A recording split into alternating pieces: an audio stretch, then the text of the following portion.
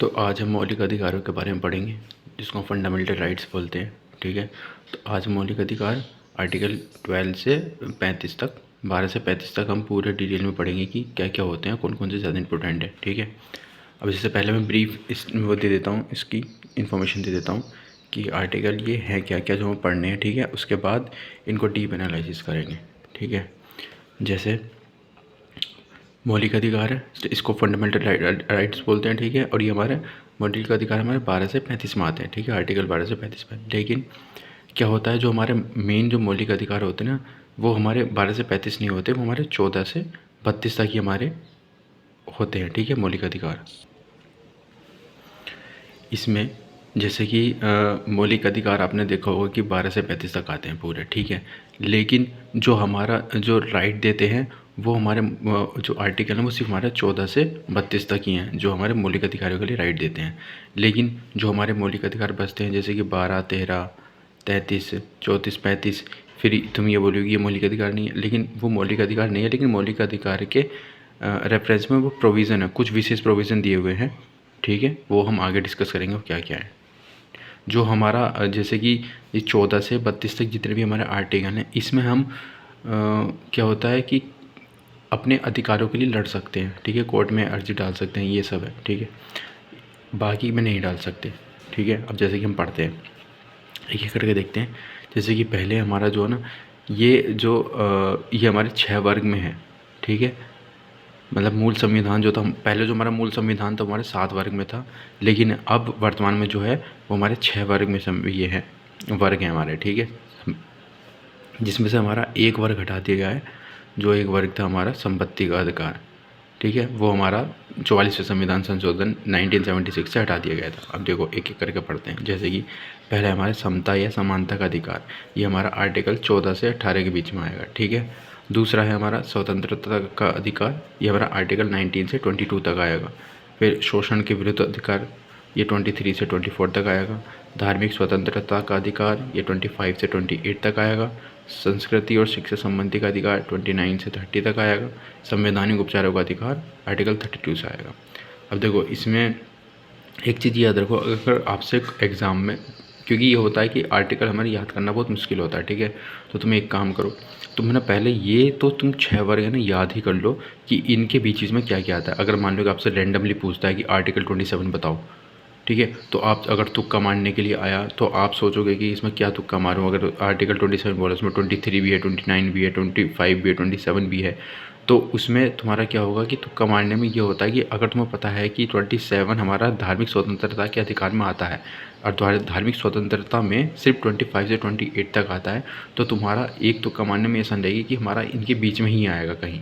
ठीक है, तो 23 और 25 ये 29 की कट जाएंगे।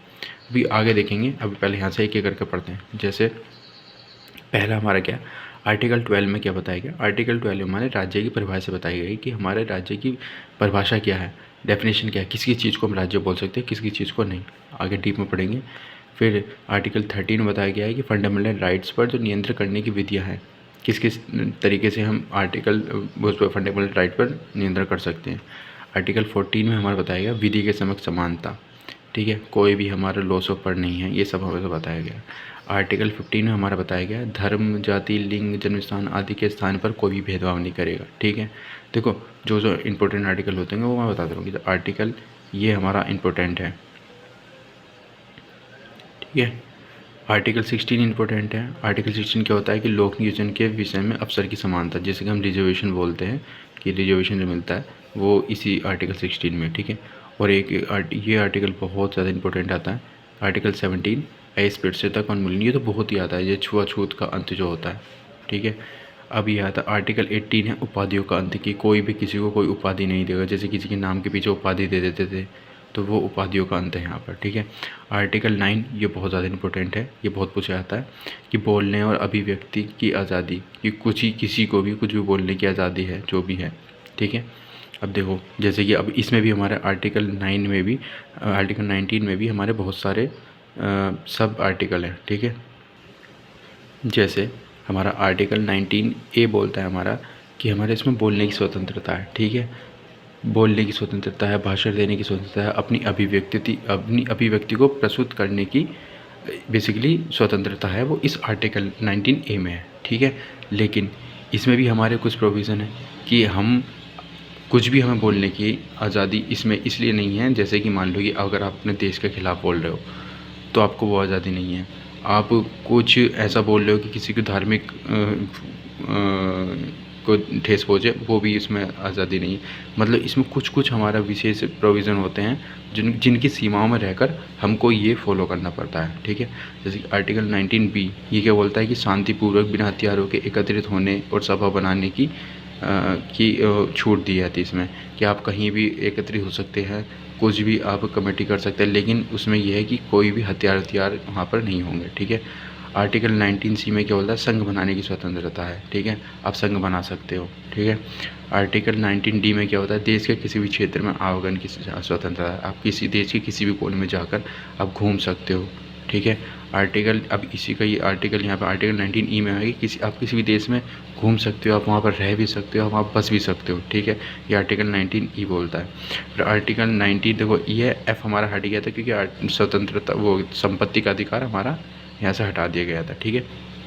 आर्टिकल 19G क्या बोलता है, कोई भी व्यापार एवं जीवन जीने की जो भी जीविका चलाने की स्वतंत्रता है। लेकिन इसमें भी ये है कि अगर हम कोई भी व्यापार नहीं कर सकते, अगर मान लो कोई भी हमारा समाज से रिलेटेड है कि हमारे समाज को नुकसान पहुंचा, जैसे कि आप यहाँ पर एग्जांपल दो तो गांजे की खेती नहीं कर सकते, चरस की खेती नहीं कर सकते, जहाँ पर भी इस चीज़ का युवा पर प्रभाव पड़ेगा आप उस चीज़ का नहीं कर सकते हैं, ठीक है। तो वो चीज़ भी है इसमें, पर यह है कि कोई भी आप व्यापार कर सकते हैं, क्या बोलते हैं, कपड़ा बेचना, छोले भटूरे, टिक्की, गोलगप्पे, कुछ भी बेच सकते हो, ठीक है। अब देखो, अब यहाँ पर आता है आर्टिकल 20। आर्टिकल 20 क्या बोलता है, ये अपराधों के लिए दोषसिद्धि के संबंध में संरक्षण है, ठीक है।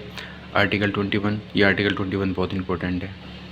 इसमें होता है प्राण एवं दैहिक स्वतंत्रता का अधिकार, मतलब जीने का अधिकार। इसमें बहुत सारे इसमें आपको अधिकार प्राप्त होते हैं, ठीक है। जैसे कि ये इसलिए इम्पोर्टेंट है, जैसे कि अब बहुत से पूछा जाता है कि आप पसंद का विवाह कर सकते हो, किसी से लव मैरिज कर सकते हो, वो आर्टिकल 21 आज़ादी देता है। आप राइट टू प्राइवेसी कर सकते हो, मतलब कि आपकी प्राइवेसी को कोई भंग नहीं करेगा। जैसे होता है कि कोई किसी का वीडियो बना कर अपलोड कर देता है, तो वो सब की आज़ादी यहाँ पर देता है कि आप उस पर केस कर सकते हो। आपको यहाँ पर कहीं भी रहने की आज़ादी यहाँ मिल जाती है, आपको खाने की आज़ादी यहाँ मिल जाती है, सोने की आज़ादी यहाँ मिल जाती है, आपको बिजली पाने की आज़ादी, हर टाइप की आज़ादी आपको आर्टिकल 21 में मिल जाती है। इसलिए आर्टिकल 21 भी बहुत इंपॉर्टेंट है, बहुत पूछा जाता है, ठीक है। और आर्टिकल 21A ये और ज़्यादा इंपॉर्टेंट है क्योंकि यह शिक्षा का अधिकार मिला है, ठीक है। इसमें हमारा 86वां संविधान संशोधन हुआ था, जिसमें हमारा 6 से 14 वर्ष के बच्चों को निःशुल्क शिक्षा प्राप्त करने का इसमें प्रावधान दिया गया है, ठीक है। और आर्टिकल 22 क्या होता है, कुछ दशाओं में गिरफ्तारी से संरक्षण है, ठीक है। कि मान लो कि कुछ दंगे वंगे होते हैं तो उसमें हम किसी को भी गिरफ्तार कर सकते हैं जो संदिग्ध होता है, ठीक है। अब देखो, अब आर्टिकल 23 क्या कहता है। आर्टिकल 23 बोलता है कि हमको बलात्संग एवं अवैध मानव व्यापार के विरुद्ध प्रतिषेध, मतलब कि आप किसी भी बालक से काम नहीं करा सकते। अगर किसी से आप काम करा रहे हो तो उसका आपको पैसा देना है, आप फ्री में किसी से काम नहीं करा सकते। तो ये सब अधिकार इसमें मिले हैं। फिर आर्टिकल 24 क्या कहता है कि कारखाने आदि में बच्चों का नियोजन में प्रतिषेध, मतलब कि बड़े बड़े कारखानों में या फिर जहाँ पर हैवी वर्क होता है, जैसे कि खदान हो गया, कारखाने हो गए, लोहे बनाने का काम हो गया, इन सब में बच्चों को आप नहीं अलाउ करोगे, ठीक है। उस सब की आज़ादी है। अब ये है आर्टिकल 25 में क्या होता है, अंतःकरण और किसी भी धर्म को मानने प्रचार करने की आज़ादी। कोई भी व्यक्ति कोई सा भी धर्म अपना सकता है, किसी को भी मान सकता है, उस सब की आज़ादी हमारा आर्टिकल 25 देता है। आर्टिकल 26 क्या देता है कि धार्मिक संस्थानों में संचालन की प्रक्रिया है, धार्मिक संस्था कैसे चलेंगे वो सब इसमें दिखे जाएंगे। आर्टिकल 27 क्या बोलता है, किसी भी धर्म को प्रोत्साहित करने हेतु आप उसमें कर या टैक्स में छूट दी जाती है। मतलब कि अगर कुछ भी दान आता है मंदिर में, मस्जिद में, चर्च में, तो उस पर कोई टैक्स नहीं लगेगा, ठीक है, टैक्स फ्री होता है वो। पर इसका नुकसान भी है, बहुत सारे घोटाले होते हैं इसमें। जितने भी साधु बाबा हैं वो सब इसी का ही लूप होल ढूंढ कर आज जेल में पड़े हैं, जैसे कि आसाराम हुए, राम रहीम हुए, इन सब बहुत गुड़ा आज अब भी बहुत सारे वो हैं बाबा हैं वो इसके पीछे इसका गलत फ़ायदा उठाते हैं, ठीक है। आर्टिकल 28 क्या बोलता है? किसी विशेष संस्थान में धार्मिक आदेश जारी करने का स्वतंत्रता, ठीक है। देखो आर्टिकल 29 क्या बोलता है हमारा? आर्टिकल 29 बोलता है जब भी विशेष मतलब जिसकी भी कोई भी विशेष भाषा है, लिपि है, संस्कृति है, उसको बनाए रखने के लिए उसको पूरा अधिकार होता है कि उसके लिए कुछ भी करेगा वो। आर्टिकल 30 क्या कहता है? अल्पसंख्यकों के वर्गों में शिक्षण और संस्थानों की प्रशासन करने का अधिकार, ठीक है। जो भी अल्पसंख्यक वर्ग है वो अपने शिक्षण संस्थान बना सकता है, उनकी स्थापना कर सकता है, उन पर प्रशासन कर सकता है, ठीक है। और सबसे मेन ये आता है कि आर्टिकल 32 ये वो भीमराव अम्बेडकर का ही फेवरेट था, ठीक है। इसमें संवैधानिक उपचारों का अधिकार है, ये भी बहुत इंपॉर्टेंट है, ये बहुत ज़्यादा है। बाकी हम डीप अब ये अंदर पढ़ेंगे क्या क्या होता है। अब देखो जो हमारे आर्टिकल थे मैंने बताया था कि जो हमारा आर्टिकल राइट देते हैं हमारा कि हम कुछ भी कर सकते हैं, इसके ऊपर ऑब्जेक्शन आते हैं, वो आर्टिकल 32 तक ही है। आर्टिकल 14 से 32 तक है, ठीक है। अब देखो अब आर्टिकल 33 क्या कहता है? आर्टिकल 33 कहता है जैसे मान लो कि कोई पुलिस हुआ, सुरक्षा बल हुआ, सुरक्षा बल में भी आर्मी, नेवी, तीनों फोर्सेस रहेंगे, जल सेना, थल सेना, वायु सेना, ठीक है। या आसूचना संगठन हो गया, जैसे कि कोई भी हमारा क्या बोलते हैं इंटेलिजेंस वाले होते हैं संगठन, उन सबको मतलब इन सबको क्या होता है, इन सबको ये फंडामेंटल राइट नहीं होता है कि वो कहीं भी धरना दे सकें, कहीं भी स्ट्राइक लगा सकें, कहीं भी हम जैसे बोलते हैं कि छुट्टी सब एक साथ छुट्टी ले लें, ऐसा सब नहीं होता। क्योंकि अगर ऐसा हो गया तो हमारे देश के साथ बहुत गलत हो सकता है कि हमारी फोर्स से अगर ऐसा हड़ताल पर आ जाएंगी तो वो सब चीज़ों से संसद को शक्ति होती है कि ये सब इनके लिए फंडामेंटल राइट को निलंबित कर सकते हैं, ठीक है। अब एक होता है आर्टिकल 34 क्या होता है कि अगर मार्शल लॉ लागू हो जाता है किसी भी स्थिति में तो उसमें सेना विधि लग जाती है, ठीक है। अब मार्शल लॉ का पता ही है, चलो वैसे मैं आगे डीप में बताऊँगा। वैसे मार्शल लॉ ये होता है जैसे कि मान लो कि अभी जो होता है संसद है ना, हमारा नियम विधि सब बनाती है, ठीक है। लेकिन अगर संसद पर कोई राष्ट्रीय सुरक्षा की कोई आपदा आ जाती है, कोई विपदा आ जाती है, तो उस टाइम हमारा मार्शल लॉ लग जाता है। मार्शल लॉ में सेना विधि लग जाती है कि सेना उसको देखती है। अब देखो आर्टिकल 35 क्या बोलता है? मौलिक अधिकारों के उल्लंघन की स्थिति में संसद कानून बनाकर उनको दंड कर सकता है, ठीक है। आर्टिकल 35 भी इंपॉर्टेंट है। अब देखो अब हम इसको पढ़ते हैं डीप कि क्या क्या थी। अब देखो यहाँ से हम सारे डीप पढ़ेंगे, ठीक है। देखिए मौलिक अधिकार भाग 3 में आता है आर्टिकल 12 से 35। ये हम अब मौलिक अधिकार जो होता है हमारे अमेरिका के संविधान से लिया गया, ये भी बहुत इंपॉर्टेंट है, ठीक है। अब देखो मौलिक अधिकार हमारे प्रवर्तनीय हैं, इन्फोर्सेबल हैं, ठीक है, वाद योग्य हैं, न्याय योग्य हैं, ठीक है। इन पर हम न्याय कर सकते हैं जज कोर्ट में कुछ भी अर्जी डालकर, ठीक है। कोई भी अगर हमारे मौलिक अधिकार को उल्लंघन करता है उसके अगेंस्ट, ठीक है, और जिनके प्रावधान को लागू कराया जा सकता है, ठीक है। अब देखो इनकी मूल प्रकृति नकारात्मक होती है। नकारात्मक मतलब ये है कि राज्य के विरुद्ध व्यक्तियों को अधिकार देते हैं, जैसे कि मौलिक अधिकार हमारी इच्छा के विरुद्ध भी होते हैं कि कुछ बंदों के लिए तो नकारात्मक होंगे, जैसे कि मान लो कोई धर्म जाति के ऊपर भेदभाव करता है तो उन बंदों के लिए तो नकारात्मक हुआ ना, सबके लिए पॉजिटिव नहीं होगा ये, ठीक है। ये नेगेटिव बोलते हैं, इसको नकारात्मक बोलते हैं। और ये असीमित नहीं है, ठीक है। और ये युक्त निवेदन आयोजन किया जा सकते हैं, रेस्पॉन्सिबल रिस्ट्रिक्शन। और ये है कि मौलिक अधिकारों को निलंबित कर सकते हैं, ठीक है। संसद निलंबित कर सकती है, लेकिन संसद आर्टिकल 20 और 21 को कभी भी निलंबित नहीं कर सकती है। और ये हमारा जोड़ा गया था 44वें संविधान संशोधन 1978 से जोड़ा गया था कि किसी भी स्थिति में आर्टिकल 20 और 21 हमारा सस्पेंड नहीं हो सकते। अभी आर्टिकल 20-21 क्या है आगे पढ़ेंगे, मैं पीछे बता चुका हूँ, ठीक है। अब देखो मौलिक अधिकार क्या है? मौलिक अधिकार यह है कि राज्य के विरुद्ध भारत के राज्य क्षेत्र के भीतर नागरिक और गैर नागरिकों को प्रदत्त ऐसे अधिकार हैं जो व्यक्तियों को स्वतंत्रता, समानता, गरिमापूर्ण जीवन यापन करने की गारंटी प्रदान करता है। ये हमारा मौलिक अधिकार कहता है बेसिकली, ठीक है। जिससे कि व्यक्ति सभी प्रकार के असुरक्षाओं से मुक्त होकर वह अपना जो भी है विकास कर सकता है, ठीक है। अब देखो मूल संविधान में जो सबसे पहले मूल संविधान बना था उसमें हमारे 7 वर्ग थे, ठीक है। 7 वर्ग कौन कौन से मैंने उसमें बताया था, फिर भी देख लो कि अब जो वर्तमान में वर्ग हैं वो हमारे 6 वर्ग हैं, ठीक है। देखो समानता का अधिकार 14 से 18 में दिया गया है, स्वतंत्रता का अधिकार 19 से 22 में दिया गया है, शोषण के विरुद्ध अधिकार 23 से 24 में दिया गया है, धार्मिक स्वतंत्रता का अधिकार 25 से 28 के बीच में दिया गया है। शिक्षा और संस्कृति संबंधी अधिकार 29 से 30 में दिया गया है। संपत्ति का अधिकार जो हमारा पहला था 31 में था आर्टिकल, ये 44वें संविधान 1978 से हटा दिया गया है, ठीक है। और फिर भाग 7 है हमारा, भाग 7 के 7 वर्ग जो था संवैधानिक उपचारों का अधिकार, ये 32 में दिया गया है, ठीक है। अब देखो हम आगे पढ़ते हैं। अब जैसे ये है हमारा कि आर्टिकल 12 क्या कहता है। आर्टिकल 12 बोलता है हमारे राज्य की परिभाषा, डेफिनेशन ऑफ स्टेट, ठीक है। अब राज्य क्या है, जिसके विरुद्ध व्यक्तियाँ सिटीजन प्लस नॉन सिटीजन को अधिकार प्रदान किए जाते हैं, ये हमारा राज्य हो गया, ठीक है। राज्य के अंतर्गत हमारे क्या क्या आता है। राज्य के अंतर्गत हमारे भारत सरकार एवं संसद आती है, फिर राज्य की सरकार विधानमंडल आती है, फिर उससे नीचे स्थानीय प्राधिकरण मतलब ग्राम पंचायत हो गया, नगर पंचायत हो गया। अब इनके अंदर भी जिला पंचायत होता है, क्षेत्र पंचायत होता है, ग्राम पंचायत होता है। अब नगर पंचायत के अंदर भी नगर निगम होता है, नगर पालिका होता है, नगर परिषद होता है। ये सब राज्य के अंदर ही आते हैं, ठीक है।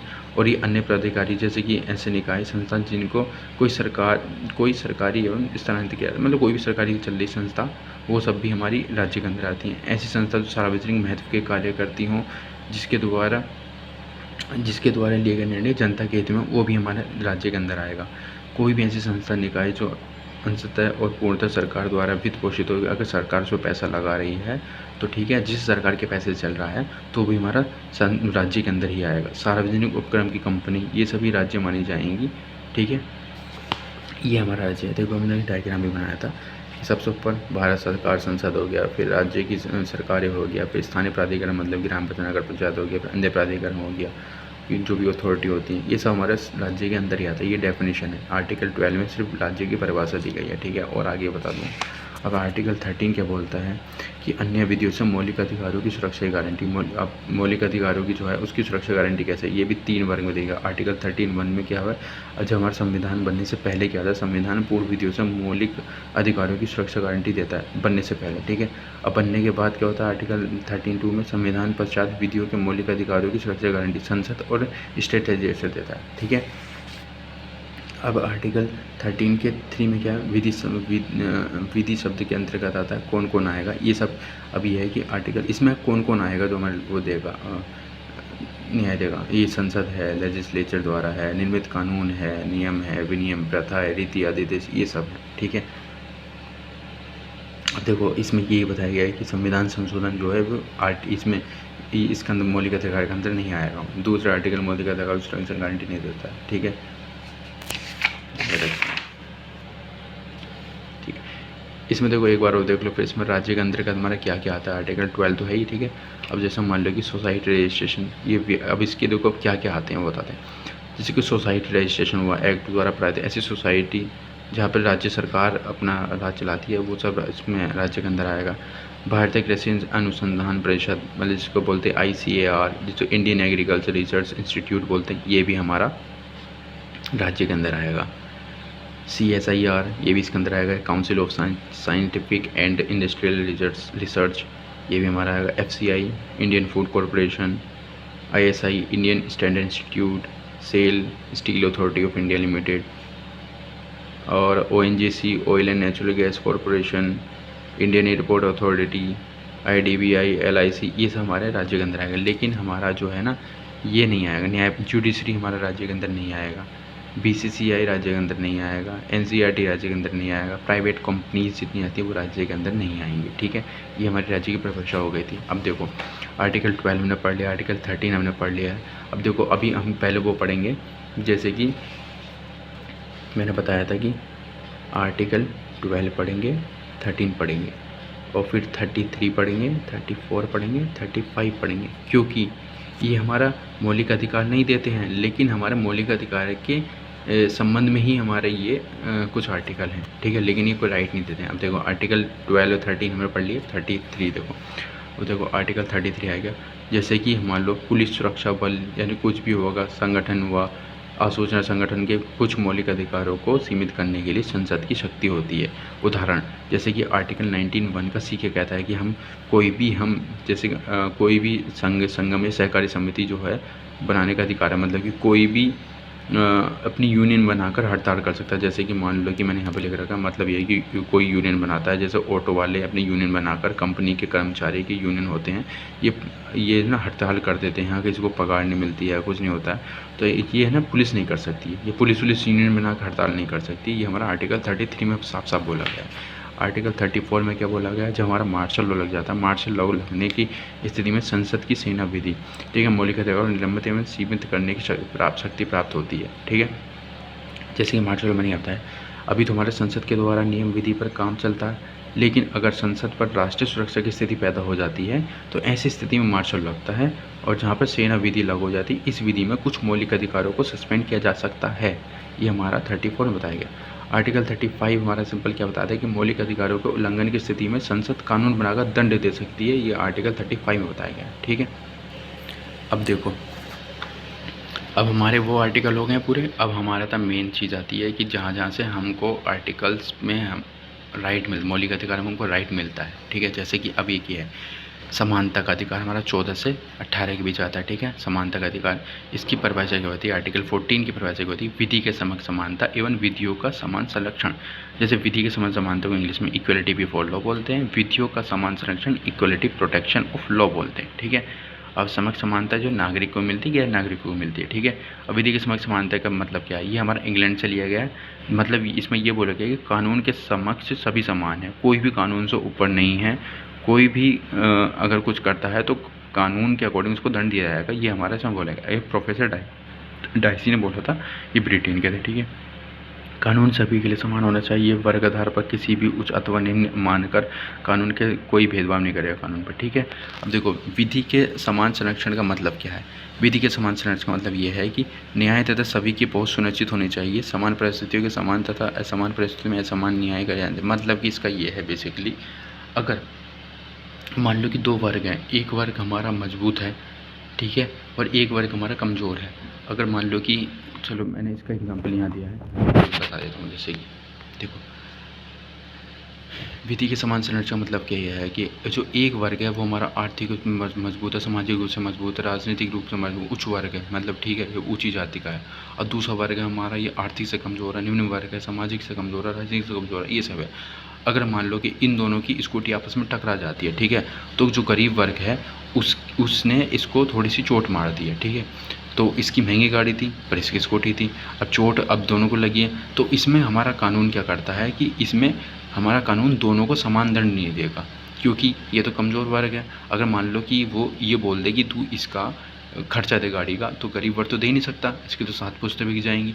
तो इसलिए इनको कोई कोर्ट ऐसा कानून बनाती है, ऐसा सज़ा देती है जो इन दोनों के लेवल में हो। ठीक है, देखो अगर इन दोनों वर्ग की स्कूटी आपस में टकरा जाए तो ए वर्ग अमीर वर्ग, ए अमीर वर्ग है, बी गरीब वर्ग है, तो ए को बोलेगा कि बी की स्कूटी की मरम्मत दे, तो उसको मुआवजा दे, अगर ऐसा बोलेगा, क्योंकि सेम वर्ग के नहीं है।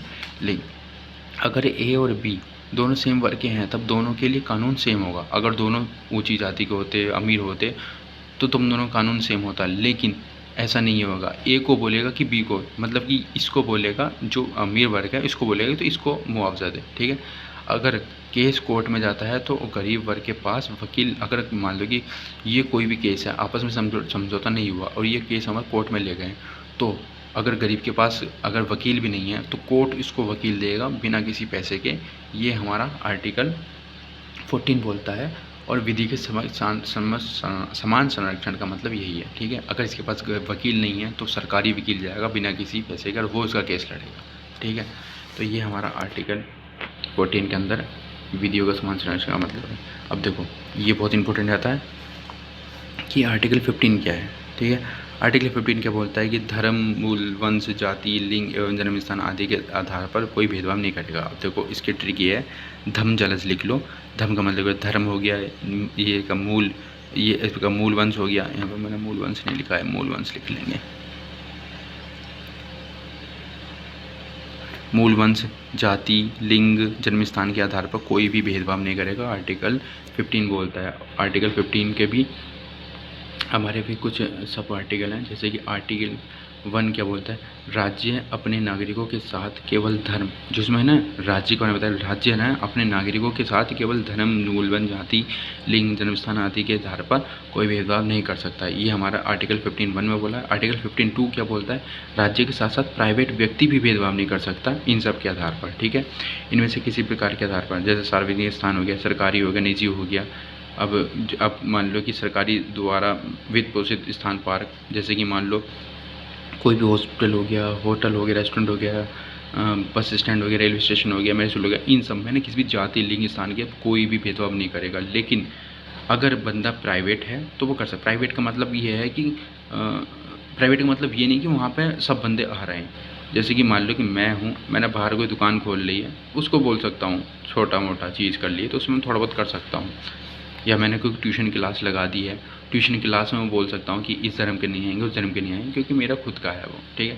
पर कहीं भी अगर मैरिज हॉल हो गया कि यहाँ पर सब चीज़ आ रही है, रेस्टोरेंट हो गया, सब बंदे आते हैं, यहाँ पर हम कोई भी भेदभाव नहीं कर सकते हैं। ये आर्टिकल 15 का 2 बोलता है। अब देखो जो हमारा ये है कि सामान्य नियमों के आधार, ये इनका जो भी आर्टिकल 1 और 2 हैं, 15(1) 2, इनके ना कुछ अपवाद हैं। ये सब ये 15(1) और 2 के अपवाद हैं, ठीक है। आर्टिकल 15(3) क्या बोलता है, पहले तो बोला था कि हम कहीं भेदभाव नहीं कर सकते, लेकिन इसमें बोला है कि राज्य महिलाओं और बच्चों के हित में विशेष प्रावधान कर सकता है और इन आर्टिकल 15 का उल्लंघन नहीं माना जाएगा। जैसे कि कुछ महिलाओं को छूट दे देते हैं, किसी बच्चों के लिए छूट देते हैं, बोला जाता है कि महिलाओं का टिकट आधा, बच्चों का टिकट फ्री, तो यहाँ पर हम भेदभाव कर रहे हैं, लेकिन इसको आर्टिकल 15 का उल्लंघन नहीं माना जाएगा, यह हमारा बोला गया है, ठीक है।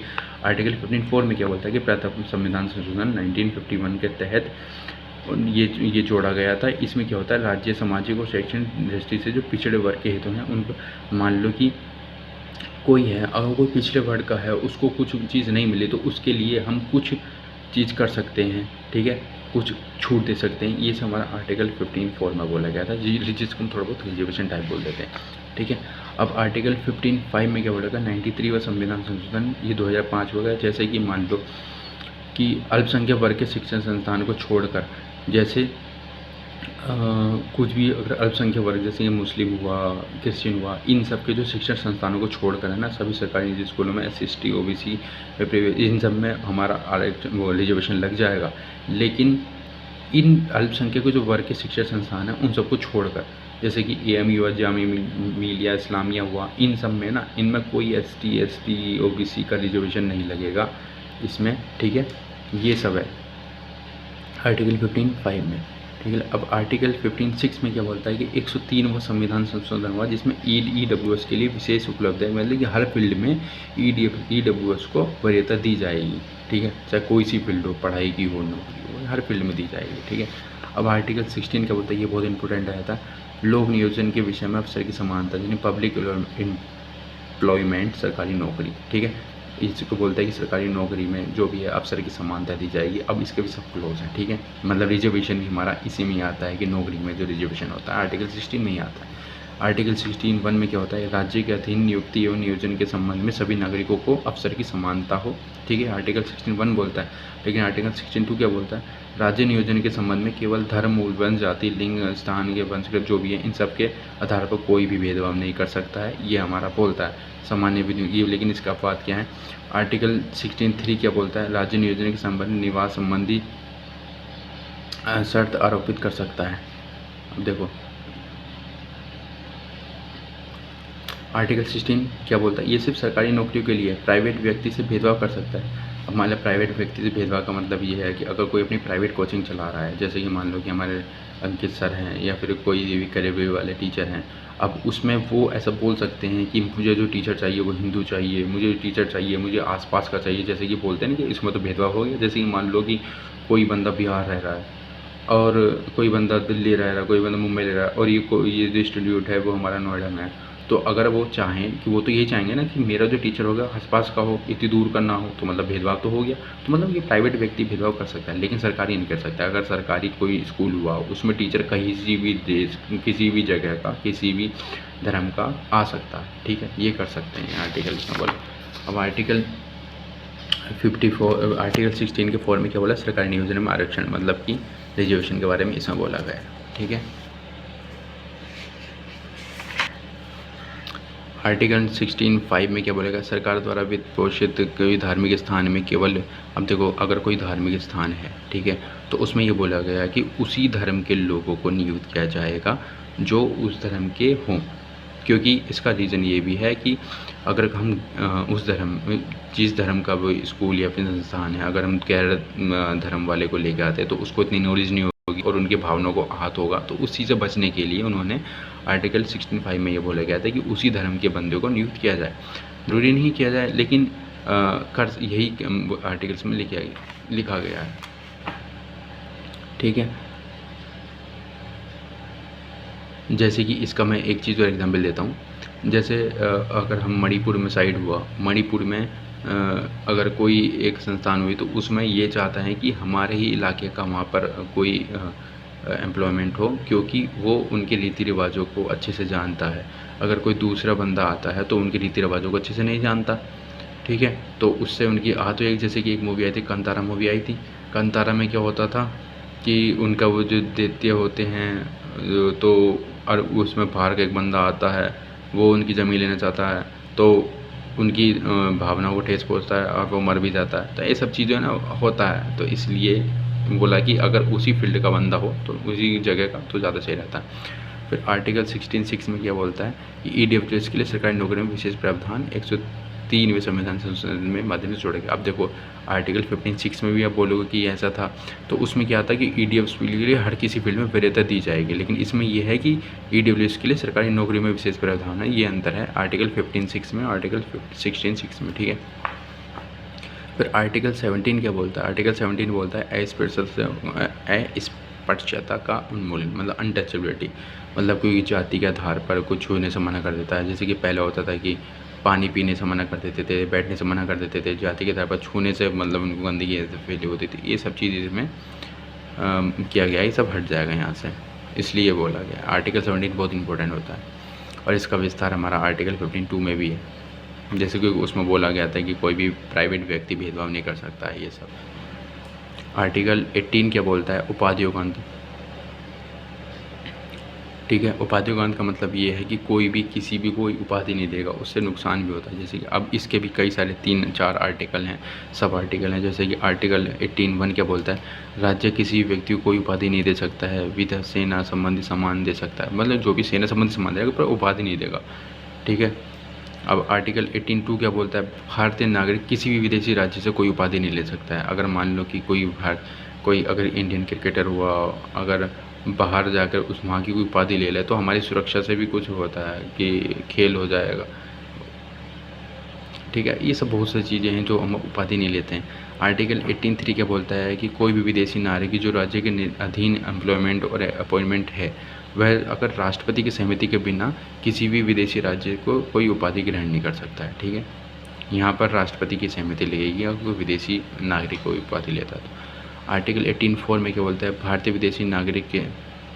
भारतीय या विदेशी राज्य का अधीन नियोजन बिना राष्ट्रपति की सहमति से कोई भेंट उपलब्धि सम्मान ग्रहण नहीं कर सकता है। ये विदेशी राज्य से है, ठीक है। कोई भी विदेशी राज्य से कोई भी राष्ट्रपति के बिना कोई सम्मान या फिर ऐसा कोई ग्रहण नहीं कर सकता, ठीक है। अब हमारा आता है स्वतंत्रता का, समानता का अधिकार हमारा खत्म हो गया। स्वतंत्रता का अधिकार हमारा 19 से 22 तक है, इसको राइट ऑफ लिबर्टी बोलते हैं। इसमें सीमाएँ आरोपित की गई हैं, ठीक है। युक्त निर्बंधन है, असीमित नहीं है, ठीक है। ये अब क्या क्या आर्टिकल हैं ये मैं बताता हूँ, ठीक है। आर्टिकल 19 क्या बोलता है, भाषण में अभिव्यक्ति की स्वतंत्रता सहित अन्य अधिकार इसमें दिए गए हैं, ठीक है। इसमें कुछ सीमाएँ भी आरोपित की गई हैं, ठीक है। जैसे कि अब मैंने बताया था कि आर्टिकल 19(1) क्या बोलता है कि भाषा एवं अभिव्यक्ति की स्वतंत्रता की मतलब कोई भाषण अभिव्यक्ति स्वतंत्रता का अधिकार इसमें 19(1) में दिया गया है। अब इसमें भी देखो स्वतंत्रता है, लेकिन अन्य कोई सीमाएं भी हैं इसके ऊपर। सीमाएं क्या है कि आर्टिकल 19(1) का जो है, इसको सीमाएं में 19(2) में लिखा गया है। देखो, जैसे कि राज्य की सुरक्षा के बारे में कोई कुछ नहीं बोलेगा, देश की एकता संप्रभुता को बनाए रखना चाहिए, लोक सदाचार होना चाहिए, अपराध उद्यमी जो है मानहानि नहीं होनी चाहिए, न्याय की अवमानना नहीं होनी चाहिए, शिष्टाचार में सदाचार होना चाहिए। ये सभी सारे कंडीशन हैं कि इन सब के दायरे में रहकर हमको आर्टिकल 19(1)(a) करना है, ठीक है। और आर्टिकल 19(1)(b) में क्या होता है, शांतिपूर्ण एवं हथियार रहित सम्मेलन का अधिकार है, ठीक है। कोई भी शांतिपूर्ण या फिर कोई भी बना रहा है तो उसमें भी हमारा कुछ सीमाएं हैं, असीमाएं क्या हैं कि लोक व्यवस्था हमको बनाए रखना पड़ेगा इसमें। 19(1)(c) में क्या है, संघ, संगम एवं सहकारी समिति बनाने का अधिकार है। 19(d) में क्या है, भारत के राज्य क्षेत्र में आवाज़ संचालन का अधिकार है, मतलब कि कहीं भी कोई भी कहीं भी घूम सकता है, उस सब की आज़ादी है। फिर 19(1)(e) में क्या है, भारत के राज्य क्षेत्र में बसने का अधिकार है, किसी भी राज्य में बसने का अधिकार है, वो कहीं भी जाकर कहीं भी बस सकते हैं। फिर F में क्या है, संपत्ति का अधिकार था, जो हमारा 44 संविधान संशोधन से हटा दिया गया है। फिर G में क्या है, कोई भी व्यवसाय या आजीविका अपनाने का अधिकार, लेकिन इसमें मैंने बता दिया था कि गांजा वांजा ये सब उगाना नहीं है, जिससे हमारा युवा भटक जाए, ऐसा कुछ कार्य नहीं करना होता इसमें, ठीक है। अब देखो आर्टिकल 20 क्या बोलता है, अपराधों के लिए दोष सिद्धि के संबंध में संरक्षण, ठीक है, protection in respect of conviction of offence. अब इसमें क्या मतलब है, अब इसके भी 3 हमारे आर्टिकल आ गए। आर्टिकल 21 क्या बोलता है, भूत लक्ष्मी, जैसे मान लो इसका मतलब क्या है मैं बताता हूँ। जैसे भूत लक्ष्मी, जैसे कि किसी बंदे ने पहले कभी दंड किया है, ठीक है, अगर मान लो कि किसी बंदे को कोई भी अपराध, मतलब कि किसको क्या बोलते हैं, उसको अरेस्ट किया गया है, ठीक है, और अरेस्ट करने में ना उसके कुछ राइट होते हैं। वो राइट क्या क्या हैं, जैसे कि ये 3 राइट हैं। अगर मान लो कि भूत लक्षित दंडिक विधियों से संरक्षण, मतलब कि दंड करते समय जो सज़ा थी वही मिलेगी। इसका मतलब ये है कि मान लो कि मैंने आज कोई भी है, अगर मान लो अगर एक बंदा है, ठीक है, उस रोहन नाम का एक बंदा, मान लो रोहन ने 17 नवंबर 2023 को कोई चोरी की या फिर मर्डर किया, जो भी किया, तो उस जो 17 नवंबर 2023 के लिए जो हमारा सज़ा थी वो मान लो कि 7 साल की जेल या 50,000 का जुर्माना, ये सब रखा गया था। और ये 17 नवंबर 2023 को था, ठीक है।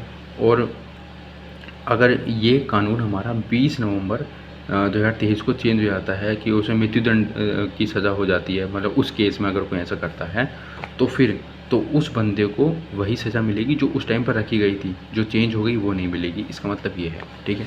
आर्टिकल 22 क्या बोलता है कि दोहरे दंड से संरक्षण, एक अपराध में बार बार एक ही बार सज़ा मिलेगी, बार बार सज़ा मिलेगी। इसका मतलब ये है कि अगर बंदे को एक दंड की सज़ा ना एक ही मिलेगी, दोबारा उस दंड की सज़ा नहीं मिलेगी उसी टाइम पर, ठीक है। अब यह है कि अपने विरुद्ध गवाही देने से संरक्षण, शारीरिक एवं मानसिक रूप से प्रताड़ित नहीं किया जाएगा। अगर मान लो किसी बंदे को अरेस्ट कर लिया जाता है तो उसको मार के कबूल को बता तूने किया, ये सब नहीं करेंगे, भले से ये करते हों। अधिकतर यही होता है कि उसको मार के कबूलवाते हैं कि भाई तू नहीं किया, मर्डर बोल दे। तो ये सब करने की उसको परमिशन नहीं होती, फिर भी करते हैं, लेकिन इसके खिलाफ में अर्जी डाल सकता है। अब आर्टिकल 21 क्या बोलता है, प्राण एवं दैहिक स्वतंत्रता का अधिकार, ठीक है, right to life and personal liberty. इसका मतलब मैंने बताया था कि अपने पसंद की साथी से विवाह करने का अधिकार इसी में है, निजता का अधिकार इसमें है, आश्रय का अधिकार इसमें है, भोजन का अधिकार इसमें है, सोने का अधिकार इसमें है, पर्यावरण के विरुद्ध संरक्षण का अधिकार इसमें है, बिजली पाने का अधिकार, चिकित्सा, विदेशी यात्रा, आजीविका का अधिकार, सब कुछ अधिकार इसमें दिया हुआ है। आर्टिकल 21A में क्या है, 86वें संविधान संशोधन में 2002 के माध्यम से जोड़ा गया था, ये मूल संविधान में नहीं था, ठीक है। इसमें क्या है, आर्टिकल 21 में मैंने उसमें बताया था इंपॉर्टेंट है कि 6 से 14 वर्ष की आयु को निःशुल्क प्राथमिक शिक्षा का अधिकार है, ये आर्टिकल 21A में दिया गया है। अब देखिए आर्टिकल 22 क्या बोलता है, कुछ दशाओं में गिरफ्तारी और निरोध से संरक्षण, ठीक है। अब गिरफ्तारी अरेस्ट हो गया, निरोध डिटेक्शन हो गया। डिटेंशन, गिरफ्तारी पुलिस की गिरफ्त में हो, यह आवश्यक नहीं है कि आप अपराधी हैं क्योंकि अभी अपराध सिद्ध नहीं हुआ है, फिर भी आपको गिरफ्तार कर लिया जाता है, तो आर्टिकल 22 में बताता है। तो इसके भी दो टाइप हैं, तो इसको एक दंडात्मक निरोध बोलते हैं, एक निवारक निरोध बोलते हैं, ठीक है।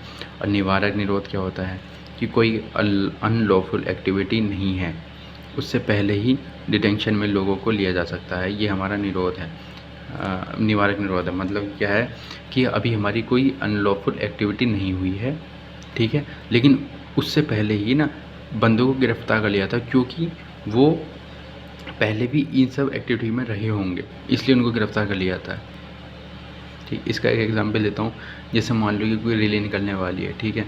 अब उस रैली में आपको पता है कि इसमें दंगे हो सकते हैं, ठीक है, और आपको ये पता है कि दंगे कौन कर सकता है, ठीक है। और जिसको आपको पता है कि वो दंगे कर सकता है तो आप उसको पहले ही गिरफ़्तार कर लेते हैं, तो वो होता है निवारक निरोध हमारा, डिटेंशन में लेने के, ताकि वो दंगे ना हो, ठीक है, अनलॉफुल एक्टिविटी ना हो इसलिए। जैसे अब उसके पास कुछ राइट होते हैं जो अगर हो जाता है गिरफ़्तार, कि अपनी गिरफ़्तारी का कारण जानने का अधिकार उस बंदे को होता है, अपने निकट संबंधी को तुरंत सूचित करने का अधिकार उस बंदे को होता है, 24 घंटे के भीतर मजिस्ट्रेट के सामने प्रस्तुत करने का अधिकार उसको होता है, अपने पसंद के वकील से अपना मामला प्रस्तुत कराने का अधिकार उसको होता है। अब इसमें क्या होता है, जो जुडिशियल मजिस्ट्रेट होता है वो उसको पुलिस कस्टडी में 15 दिन तक के लिए दे सकता है, ठीक है। अब एक होता है दंडात्मक निरोध। दंडात्मक निरोध क्या होता है ये बताता हूँ। इसमें क्या होता है, अनलॉफुल एक्टिविटी हो चुकी होती है, ठीक है। अब अनलॉफुल एक्टिविटी का मतलब ये है कि मान लो कि कहीं ना बम ब्लास्ट हो चुका है, ठीक है, और आपको लगता है कि ये इसी ने किया है, तो उसमें हम उस बंदे को गिरफ्तार कर लेते हैं, ठीक है। उसमें हमारी एक्टिविटी हो चुकी है और इसमें हमारी एक्टिविटी नहीं हुई है, हो जाएगी, इसलिए ना हो इसलिए हम उसको गिरफ्तार करते हैं। इसमें हो चुकी है लेकिन पता नहीं कि इस बंदे ने किया, लेकिन हमको शक है इसलिए हम उसको गिरफ्तार कर लेते हैं ये दंडात्मक निरोध में। और गिरफ्तार करने का उसके पास एविडेंस है, संदेह है, उसको लगता है कि इसने किया है, तो ये सब होता है इसमें, ठीक है। अब आर्टिकल 23, 24 क्या होता है, इसमें शोषण के विरुद्ध अधिकार होते हैं, ठीक है। शोषण के विरुद्ध का मतलब ये है कि आर्टिकल 23 का मतलब क्या है कि अगर मानव का दुर्व्यवहार, बेगार या बलाश्रम पर प्रतिषेध, ये है आर्टिकल 23 में। अब दुर्व्यवहार का मतलब क्या होता है, अब देखो ये सब चीज़ हम एक बार अब सब डिस्कस करता हूँ क्या क्या चीज़ होती है। कि अब ये ना, ये जो चीज़ है वो राज्य भी नहीं कर सकता, प्राइवेट व्यक्ति भी नहीं कर सकता। बेकार मतलब क्या होता है, बेकार मतलब होता है वर्क विदाउट पे, किसी बंदे से काम करा लिया और उसको पैसे नहीं दिए, ये सब हमारा बेकार होता है। जैसे कि मान लो कि कोई ऊंची जात का होता है, छोटी जात वालों को बोलता है कि भाई, मतलब उसको तो लगता है कि छोटा ही है, तो उसको बोलता है कि वो इधर को आ मेरा काम कर दे, तो भाई उससे वो काम करवाता है, पूरे दिन भर उसको काम करवाता है और उसको बिना पैसे ले भेजता है, तो चल ऐसे ही कर दिया, तो उस चीज़ को हम बेकार बोलते हैं, ठीक है। तो बेकारी हो गया। बलाश्रम क्या होता है, मन नहीं है काम करने का लेकिन फिर भी उससे हम काम करवा रहे हैं। जैसे कि मान लो, इसका एग्जांपल देता हूँ, अगर कोई प्राइवेट व्यक्ति है, जिसमें प्राइवेट व्यक्ति का एग्जांपल देता हूँ, अगर वो मंडे टू सैटरडे काम करता है, मंडे टू सैटरडे पढ़ाता है, ठीक है। अब हम उसको बोल दें कि तू संडे को भी काम कर, तो ठीक है, अब उस संडे को उसको पढ़ाना पड़ेगा, तो वही हमारा होता है। उसके लेकिन मन नहीं है फिर भी पढ़ाना, भले से उसको उसके पैसे मिले लेकिन उसका मन नहीं है फिर भी उसको पढ़ाना पड़ रहा है, ये हम बलाश्रम होता है, ठीक है।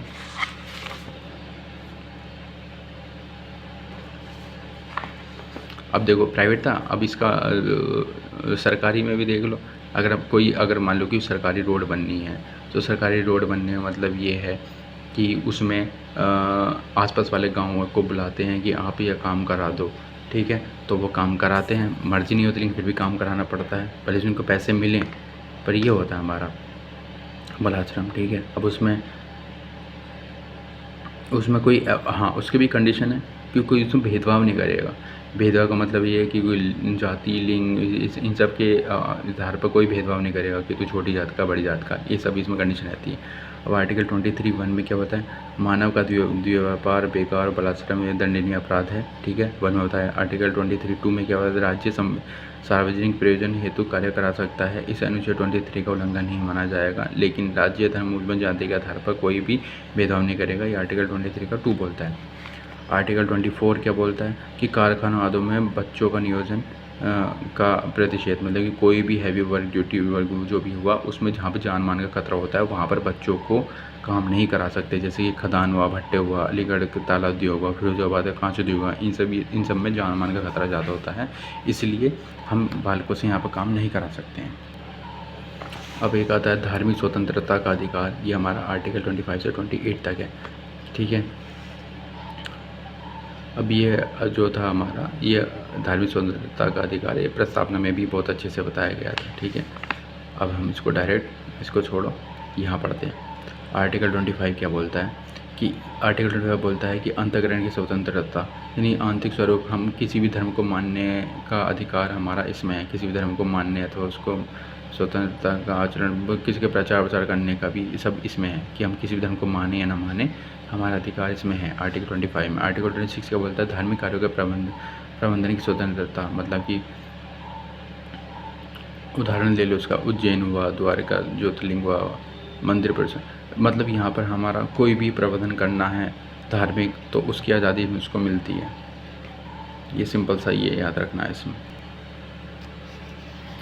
आर्टिकल 27 क्या बोलता है, किसी भी धर्म की अभिव्यक्ति के लिए कोई भी टैक्स नहीं देने की स्वतंत्रता। मतलब कि मैंने बताया था आपको यहाँ पर कि कोई भी अगर मंदिर में दान देता है, मस्जिद में दान देता है, तो उस पर कोई भी टैक्स नहीं लगता है और इसका फ़ायदा भी उठाते हैं बहुत से, ये मैंने आपको बता दिया था। ठीक है, मतलब उस संस्थान में जितने भी आय का साधन होगा ना, उस पर कोई भी टैक्स नहीं लगता। ये हमारा आर्टिकल 27 में बताया गया है। ठीक है, आर्टिकल 28 क्या बोलता है कि कुछ शिक्षण संस्थानों में धार्मिक शिक्षा देने की स्वतंत्रता होती है। ठीक है, अब इसको भी हमारा 4 कैटेगरी का क्या, कैटेगरी ABCD, जैसे कि ऐसे शिक्षा संस्थान जो पूर्णतः राज्य निधि से वित्त पोषित, मतलब कि पूरा जो उसमें खर्चा है वो सरकारी खर्चे पर चल रहा है, तो वहाँ पर हम धार्मिक शिक्षा नहीं दे सकते। जैसे सरकारी स्कूल हुआ, सरकारी स्कूल में हम धार्मिक शिक्षा नहीं दे सकते।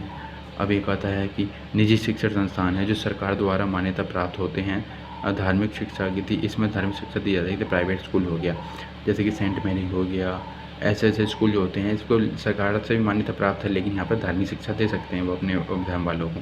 अभी एक होता है ऐसे शिक्षण संस्थान जो राज्य से अंशतः वित्तीय सहायता प्राप्त होते हैं, पर धार्मिक शिक्षा दी जा सकती है। थोड़ा बहुत सरकारी रुपया लगा होता है तो वहाँ पर धार्मिक शिक्षा दे सकते हैं। और जो पूर्णतः राज्य वित्तीय सहायता प्राप्त परंतु उनकी स्थापना ऐसे प्रयोजन के लिए हुई है, जैसे कि मदरसा हो गया, AMU हो गया, इनमें धार्मिक शिक्षा दी जा सकती है और ये पूरी तरह से सरकारी पैसे पर भी होते हैं। ठीक है, ये इसमें हमें बताया गया है। आर्टिकल 24 मैंने आपको बता दिया था कि कारखानों में हमारा 6 बच्चों से काम नहीं करा सकते हैं जो अभी हैवी ड्यूटी वर्क होते हैं। ठीक है, अब देखो आर्टिकल 29 से 30 क्या होता है, शिक्षा और संस्कृति संबंधी अधिकार होता है। ठीक है, अब आर्टिकल 29 क्या बोलता है, जिसकी भी अपनी विशेष भाषा, लिपि, संस्कृति को उसे बनाए रखने के लिए पूरा अधिकार होता है। ये आर्टिकल 29 में बोलता है। आर्टिकल 30 क्या बोलता है, अल्पसंख्यक वर्गों को शिक्षण संस्थानों की स्थापना और प्रशासन करने का अधिकार होता है। ये आर्टिकल 30 में बोला गया है। ठीक है, अब आता है आर्टिकल 32। आर्टिकल 32 क्या बोलता है, संवैधानिक उपचारों का अधिकार। ठीक है, राइट टू कॉन्स्टिट्यूशनल रिमेनिटीज़। तो इसमें क्या होता है कि मौलिक अधिकार 1430 जो भी है ये प्रवर्तन की गारंटी देता है। यहाँ पर जस्टिबल है। मौलिक अधिकार हमारा राज्य के अगेंस्ट, प्राइवेट व्यक्तियों के, इन सब के अगेंस्ट जो भी फंडामेंटल राइट्स है वो देता है। अब कोर्ट में जाकर हम इनके अगेंस्ट ले सकते हैं। ठीक है, अब मौलिक अधिकार नागरिक भी ले सकता है, गैर नागरिक भी ले सकता है। यह स्वयं भी एक मौलिक अधिकार है जो कि यह एक भाग 3 जो 1235 में अंतर्गत आता है। ठीक है, और यह अनुच्छेद मौलिक अधिकारों का, अगर मान लो कि इसका मतलब बताऊँ, अगर आर्टिकल 32 मौलिक अधिकार में नहीं आता तो वो कोई इसको मानता नहीं, कोई इसको ऑब्जेक्शन उठा देता, इसलिए इसको आर्टिकल मौलिक अधिकार के अंतर्गत लाना पड़ा था। ठीक है, यह अनुच्छेद मौलिक अधिकारों का रक्षक है और स्वयं भी एक मौलिक अधिकार है। इसका मतलब पता चल गया। मौलिक अधिकार को जो लागू किया जा सकता है वो आर्टिकल 32 के अकॉर्डिंग सुप्रीम कोर्ट में करा सकते हैं और आर्टिकल 22(2) के अकॉर्डिंग उच्च न्यायालय हाई कोर्ट में करा सकते हैं। ठीक है, ये हमारा दोनों इम्पोर्टेंट है। अब जो होता है कि अब इनमें से अगर हम कहीं भी लेकर जाएं तो इनमें 5 रिट होती है। 5 रिटों में से कोई ना कोई एक ना एक तो लागू होनी चाहिए। अब 5 रिट कौन कौन सी होती हैं, ये बहुत इंपॉर्टेंट है। 5 रिटें कौन कौन सी होती हैं, एक बंदी, प्रत्यक्षीकरण, ठीक है, परमादेश, प्रतिषेध, उत्प्रेक्षण, प्राधिकार, परीक्षा। ठीक है, अभी क्या होती है बताते हैं। जैसे कि बंदी प्रतिक्षण क्या होता है, हैबियस कॉर्पस, इसका मतलब क्या होता है, अर्थ शरीर प्राप्त करना। मतलब कि ये होता है कि अगर यह रिट न्यायपालिका के द्वारा जारी की जाती है जहां 24 घंटे से अधिक किसी को अवैध रूप से कैद कर रखा हो, स्वयं पीड़ित व्यक्ति से अन्य के द्वारा भी दायर की जा सकती है। मतलब कि ये है, अगर मान लो किसी बंदे को आपने 24 घंटे से ज़्यादा अपने कैद कर रखा है, ठीक है, तो फिर जो कोर्ट है, जो जुडिशियल मजिस्ट्रेट है, वो बंदी प्रतिशत वाली रिट लागू कर देगा उसके अकॉर्डिंग। ठीक है, और ये कहता है परमादेश क्या होता है। परमादेश होता है कि अर्थ है कि हम आदेश देते हैं कि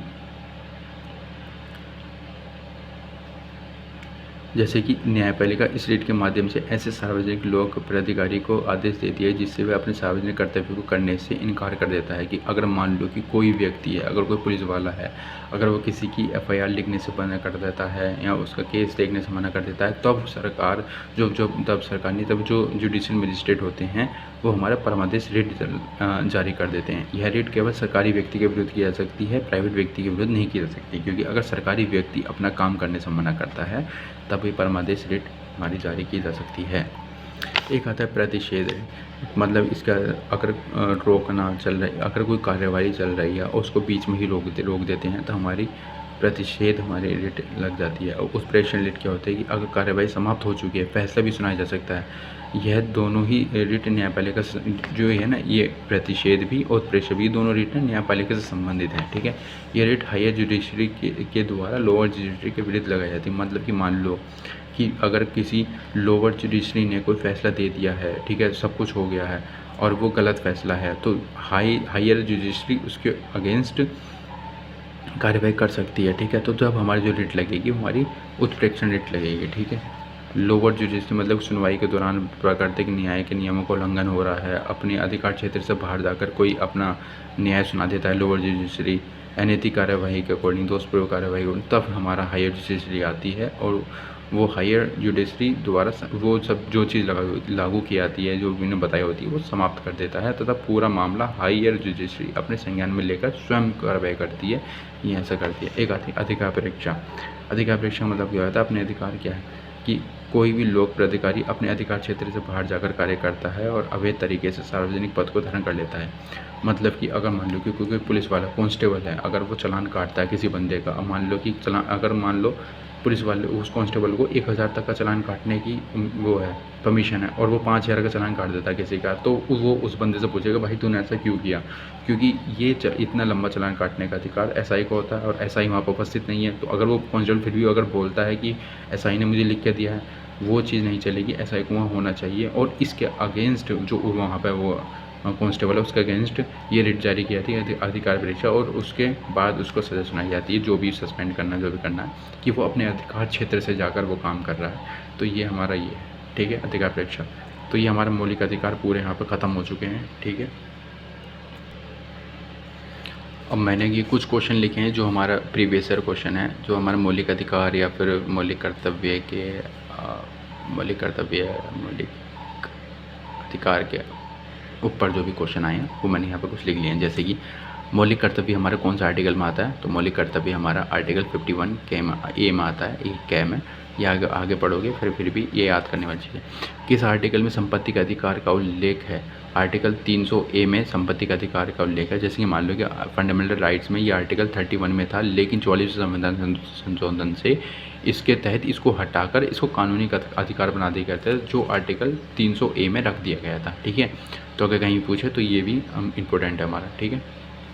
देखो मौलिक अधिकार के उल्लंघन में सुप्रीम कोर्ट और हाई कोर्ट में कौन से आर्टिकल है। देखो अगर सुप्रीम कोर्ट में अगर कोई जाते हैं तो आर्टिकल 32 है, अगर हाई कोर्ट में आता है तो आर्टिकल 226 है, मैंने पीछे बताया था अभी। लोकसभा में वोटिंग के दौरान पहले चरण में कौन वोट नहीं डाल सकता है, तो अध्यक्ष हमारे पहले चरण में वोट नहीं डाल सकते हैं। फंडामेंटल राइट्स का निलंबन का सिद्धांत किस देश से लिया गया है, तो जर्मनी से लिया गया है, ठीक है। संपूर्ण भारत में भूभाग से मुक्त रूप से अवगमन करने का जो अधिकार है, मतलब कि पूरे भारत में हम कहाँ भी घूम सकते हैं, तो वो कौन से आर्टिकल में है, तो आर्टिकल 19 के कै में है, वो 4 में है, ABCD में, ठीक है। किस अनुच्छेद में अल्पसंख्यकों के हितों का प्रावधान है, तो अल्पसंख्यकों के हितों का प्रावधान आर्टिकल 29 में है। और किस अनुच्छेद के तहत कमज़ोर वर्गों को नौकरी में आरक्षण में जो रिजर्वेशन है वो आर्टिकल 16 में है। भारतीय संविधान का आर्टिकल 19 उपलब्ध कराता है 6 स्वतंत्रता, हमारे आर्टिकल उपलब्ध कराता है 6 स्वतंत्रता। मैंने आपको बता दी थी कौन कौन सी थी, बोलने की, घूमने फिरने की, संघ बनाने की। निजता का अधिकार क्या है, निजता का अधिकार हमारा आर्टिकल 21 में है। आर्टिकल 21 में निजता का, वो देखो बहुत सारी चीज़ें आर्टिकल 21 में, जीने का अधिकार था, निजता का, पानी पीने का, सब कुछ अधिकार, शादी विवाह करने का, सब इसमें था। निवारक निरोध से आशय क्या है, निवारक निरोध आर्टिकल 22 में है, पूछताछ के बिना निरोध करना, ठीक है। सुप्रीम कोर्ट में कितनी रिटें जारी की जा सकती है, सुप्रीम कोर्ट में हमारी 5 रिटें जारी की जा सकती है। 5 रिटें मैंने आपको बता दी थी, बंदी प्रैक्टिस, उत्प्रेक्षण, प्रत्यक्षण, अधिकार परीक्षा, परमादेश, ये सब 5 रिटें थी। किस रिट के माध्यम से किसी व्यक्ति को कार्य करने से रोका जा सकता है, जिसको करने के लिए उसके पास प्राधिकार नहीं है, उसको प्राधिकार परीक्षा मैंने बता दिया था। जैसे कांस्टेबल का एग्जाम्पल दिया था मैंने। सुरक्षा बल कर्मियों के मूल अधिकारों का प्रतिषेध, ठीक है, आर्टिकल 23 में है, ठीक है। कोई भी अपना यूनियन नहीं बना सकता, ये सब। कौन सी रिट लोक हितवास के रूप में सुप्रीम कोर्ट, हाई कोर्ट में सामने आता है, एक सामान्य विशेष विषय के खिलाफ आता है, ठीक है। संविधान लागू होने के समय मूल अधिकार हमारे 7 थे, लेकिन वर्तमान हमारे 6 हैं। वर्ग जो है हमारे नागरिकों के वो फंडामेंटल राइट्स पर प्रतिबंध लगा सकता है, संसद लगा सकता है। मौलिक कर्तव्य कहाँ से लिए गए हैं? सोवियत संघ के संविधान से लिए गए हैं। मौलिक अधिकार हमारे, मैंने आपको बता दिया था, अमेरिका से लिए गए हैं। और भारत में सूचना का अधिकार कब अधिनियम हुआ? सूचना का, ये याद चीज़ आपको, भारत में सूचना का अधिकार 15 जनवरी 2005 को लागू हुआ। किस वर्ष आतंकवाद रोकथाम अधिनियम पोटा आया? 2002 में आया। शिक्षा का अधिकार 1 अप्रैल 2010 में आया। ये सब याद करने हैं, ठीक है। और 1-2 क्वेश्चन और हैं, देख लेते हैं। अधिकार परीक्षा का अर्थ क्या है? किस अधिकार से या वारंट से आप कोई चीज़ कर रहे हो? उत्प्रेक्षण का अर्थ क्या है? प्रमाणित होने या सूचित करने के लिए। कौन से फंडामेंटल राइट्स निलंबित नहीं हो सकते? आर्टिकल 20 और 21। तो ये हमारा फंडामेंटल राइट्स कंप्लीट हुआ है, और बाकी आप इसकी क्वेश्चन की प्रैक्टिस करो, उसको सही से पढ़ो।